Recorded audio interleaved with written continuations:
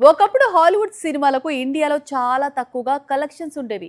ఇంకాస్త చెప్పుకోవాలంటే limited market. కానీ ఇప్పుడు మేజర్ మార్కెట్గా ఎదిగింది. సినిమా క్రేజ్ను బట్టి కలెక్షన్స్ పెరుగుతున్నాయి. స్పైడర్ మ్యాన్ సృష్టిస్తున్న బాక్స్ ఆఫీస్ సంచలనాలు చూసి ఇండియన్ సినిమా పండితులే ఆశ్చర్యపోతున్నారు. ఒకప్పుడు హాలీవుడ్ సినిమాలు ఇండియాలో ఆడుతున్నాయి అంటే అవెంజర్స్ వచ్చినప్పుడు, జేమ్స్ కెమెరన్ అవతార్ రిలీజ్ చేసినప్పుడు, జంగిల్ బుక్ లాంటి చిత్రాలకు మాత్రమే భారీ స్థాయిలో వసూళ్లు ఉండేవి. కానీ ఇప్పుడు ట్రెండ్ మారుతోంది. హాలీవుడ్ లో హిట్ అయిన ప్రతి సినిమాకు ఇండియాలో కలెక్షన్స్ వస్తున్నాయి. Hollywood recent blockbuster the Odyssey కేవలం క్రిస్టోఫర్ నోలన్ బ్రాండ్ వల్లే ఇండియాలో భారీ వసూళ్లను కొల్లగొట్టింది. సరాసరి 150 కోట్ల క్లబ్ లో చేరింది.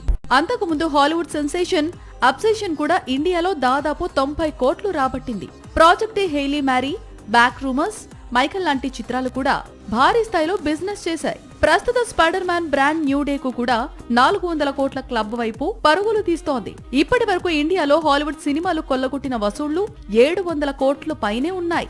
ఇయర్ ఎండ్ కు ఈ కలెక్షన్స్ రేంజ్ 2000 కోట్లకు పెరగవచ్చు అనేది ట్రేడ్ వర్గాల అంచనా. ఎందుకంటే జుమాన్జీ, అవెంజర్స్ డూమ్స్డే, డ్యూన్ 3 లాంటి చిత్రాలు లైన్ లో ఉన్నాయి. ఈ సినిమాలకు ఉన్న క్రేజ్ ను దృష్టిలో పెట్టుకుంటే ఈ ఏడాది ఇండియాలో హాలీవుడ్ సినిమా మార్కెట్ ఎవ్వరూ ఊహించనంతగా పెరిగే అవకాశాలు కనిపిస్తున్నాయి.